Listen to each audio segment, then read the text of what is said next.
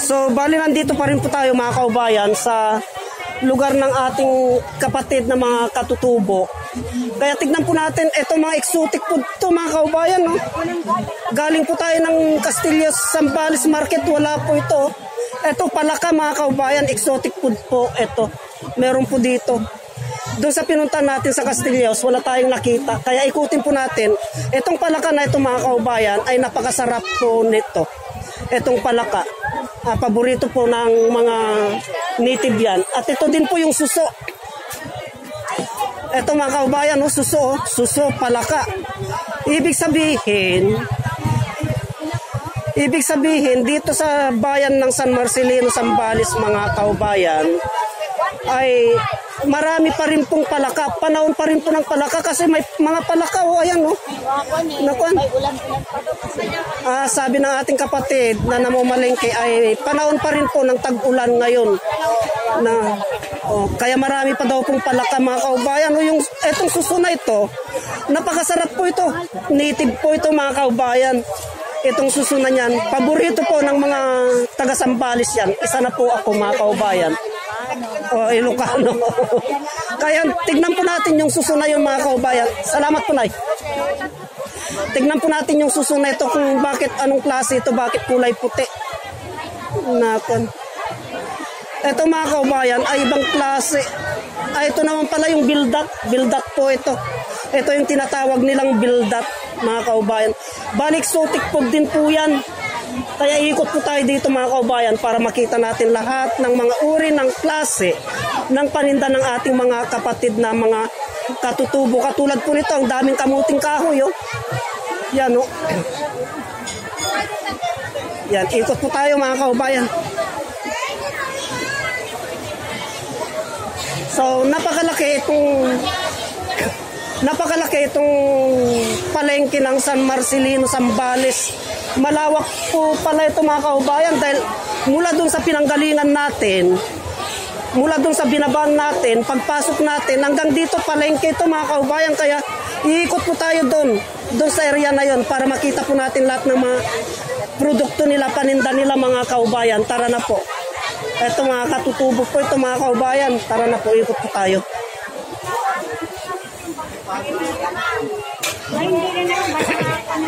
Ito, talangka naman to.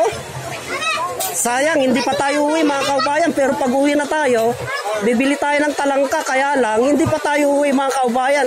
Ang ating kapatid, ang sarap ng ngitin niya. Kaway ka. Ang sarap ng ngiti ng ating kapatid. Ayun, isa pa. Kaya ang ganda ng panintan niya. Kasing ganda niya mga kaubayan. Bulaklak. Kaya punta na po kayo dito mga kaubayan na taga San Marcelino at dito kayo mamili. Araw ng palengke po. Tara na po mga kaubayan. Doon po tayo ikot mga kaubayan. Ikutin natin na ganun para makita po natin lahat ng mga klase ng mga produkto ng ating mga kapatid na naghanap buhay dito sa San Marcelino Public Market mga kaubayan. Sari-sari po. Karamayan po nito mga kaubayan ay nanggagaling ng kabundukan. Ito ayun, may talaba doon. Tignan po natin kung saan nanggagaling tong talaba na ito.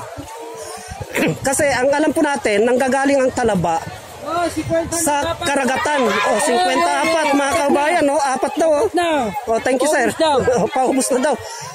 Kasi ang alam nating talaba mga kaubayan ay nanggagaling sa karagatan. Kaya tanungin po natin kung saan nanggagaling itong talaba na ito. Ito naman mga kaubayan, siling labuyo. Masarap to, manghang to. Ito, mabitamins to. Pampalakas yan mga kaubayan. Nakuan, siling labuyo. Basta produkto ng mga katutubo, laging native yan mga kaubayan. Ayan, ang dami oh.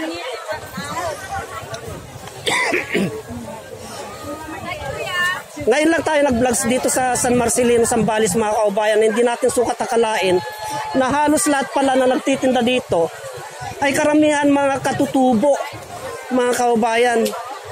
Kaya mawiwili tayo na gumawi dito sa San Marcelino, Zambales para ma-vlogs po natin ang ating mga kapatid. katulad nito mga kaubayan, ang alam natin pinanggagalingan ng talaba at saka yung mga ganito na klaseng uri ng paninda ay sa karagatan. Maring ito po siguro ay biyahe mga kaubayan. Ang sarap po kaso hindi pa tayo uwi. Native mga kaubayan, no? Hindi ito yung tinatanim. Kasi pag tinatanim yan, malalaki po ito mga kaubayan. So, pagpatuloy natin ang paglalakad mga kaubayan, malayo pa. Namamahos na po tayo. Medyo mahaba po itong ating pinuntahan. Itong ating sinorbe na mga vendors ng mga katutubo. Itong ating mga kapatid na mga katutubo mga kaubayan. Medyo masikip mga kaubayan. So mag-taste po tayo. Tara na po. So napakaraming tao ngayon dito sa, ibig sabihin, dito sa San Marcelino, Zambales mga kaubayan, ay marami pong mga tao dito sa San Marcelino, Zambales. So medyo mahaba ang ating, mula doon sa binabaan natin, umikot po tayo, sinorbi po natin itong mga paninda ng mga ating mga kapatid ng mga katutubo. Napakalawak pala itong San Marcelino, Zambales mga kaubayan. Itong palengke ng San Marcelino, Zambales, ang lawak pala oh. Medyo tatabi tayo at i-transit natin. Tignan, pagmasdan po natin mga kaubayan, ikutin po natin no, ang ating paningin. Napakalawak pala na kaiba, parang ito eh, parang divisoria na eh. Tignan natin. So ibig sabihin, maunlad itong bayan ng San Marcelino mga kaubayan. Kaya pag tignan po natin no, transitin po natin yung area na yon no. Ang dami. So ibig sabihin, itong bayan ng San Marcelino ay paunlad ng paunlad. Paganda ng paganda mga kaubayan kasi napakarami pong tao, napakarami pong vendors. Alam naman po natin mga kaubayan na pag ang isang lugar ay maraming produkto, ibig sabihin ay umuunlad po yan. Yan mga kaubayan. So marami pa tayong hindi naikot mga kaubayan, doon pa. So siguro mag-blessing na tayo mga kaubayan kasi babalikan na lang po natin itong lugar na ito para ipagpatuloy natin ang pagbablog sa lugar na ito mga kaubayan. Ang daming mga prutas oh. At unahin muna natin na ayusin yung mission natin dito sa San Marcelino, Zambales. Ayan ang dami, ang lawak pala nito mga kaubayan, ang ganda oh. Tignan po natin. Ang lawak pala nito mga kaubayan, ang ganda oh. Oh. Ikutin po natin mga kaubayan oh. So bali dito na po tayo i-exit mga kaubayan at pupunta naman po tayo dun sa lugar na ating mimisyonin. Ayan. So bali itong lugar na ito, yan naman po siguro ang karniyan mga kaubayan, pero sa ibang araw na natin i-vlogs yan. Unahin muna natin yung mission natin dito sa San Marcelino, Zambales. Tara na po. So bali dito tayo dito na magwawakas ang videos na ito mga kaubayan.